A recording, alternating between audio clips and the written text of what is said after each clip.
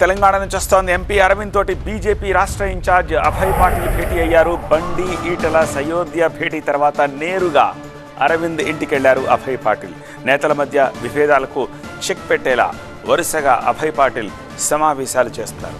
దాదాపు గంట పాటు అరవింద్ తోటి సమావేశమయ్యారు.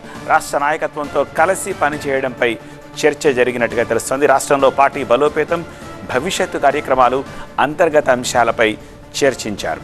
రాష్ట్ర నేతల మధ్య ఐక్యతపై అరవింద్ వెర్షన్ విన్నారు అభయ్ పాటిల్. పార్టీ బలోపేతం లక్ష్యంగా కలిసి పనిచేసేందుకు సిద్ధమన్నారు అరవింద్. నేతల మధ్య విభేదాలపై అధిష్టానం సీరియస్గా ఉన్నట్టుగా చెప్పారు అభయ్ పాటిల్. నేతలంతా కలిసి పనిచేయాలని చెప్పారు అభయ్ పాటిల్. ఇందుకు ఎదురవుతున్న ఇబ్బందులు పరిష్కరిస్తామని చెప్పారు అభయ్ పాటిల్.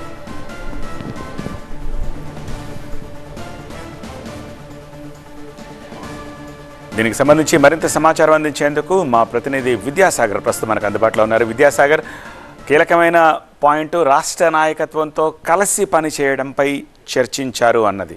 సో దీని గురించి అభయ్ పాటిల్ ఏం రిక్వెస్ట్ చేశారు, అరవింద్ ఏం చెప్పారు, ఎండ్ ఆఫ్ ద డే ఏమైంది? మీరన్నట్లుగానే కలిసి పనిచేయాలన్న పాయింట్ మీద అజెండా తోటే బీజేపీ హైకమాండ్ అభయ్ పాటిల్ ను రంగంలోకి దించింది. ఈ రోజు చాలా కీలక పరిణామాలు తెలంగాణ బీజేపీలో చోటు చేసుకున్నాయి. దాంట్లో భాగమే కేంద్ర మంత్రి బండి సంజయ్, ఈటెల రాజేందర్ యొక్క సయోధ్య చర్చలు.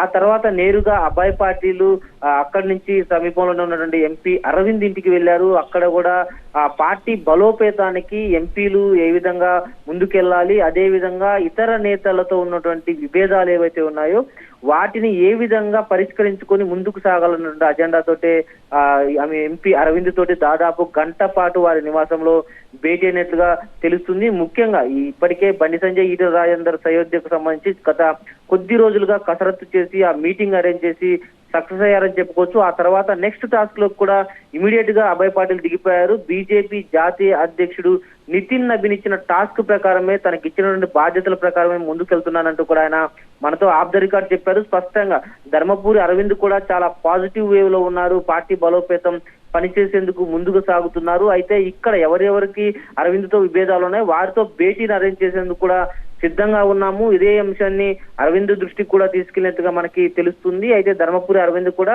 డెఫినెట్ గా పార్టీ రాష్ట్రంలో అధికారంలోకి రావాలంటే ఒక ఎంపీగా, ఒక లీడర్ గా తను ఏం చేయాలో అది చేసేందుకు సిద్ధంగా ఉన్నాను. పార్టీ అధిష్టాన ఆదేశాలు శిరసా వహిస్తాను, పార్టీకి ఒక నిబద్ధత కలిగిన కార్యకర్తగా పనిచేస్తానన్న విషయాన్ని అభయ్ పాటిల్ కు చెప్పారు. అయితే ఎల్లుండి నుంచి పార్లమెంటు సమావేశాలు ఉన్న నేపథ్యంలో ఆ తర్వాత భేటీకి సంబంధించి అప్డేటు తర్వాత తెలియజేస్తామంటూ కూడా ఇరువురు చెప్తున్న పరిస్థితి అయితే కనిపిస్తా ఉంది. రైట్ విద్యాసాగర్.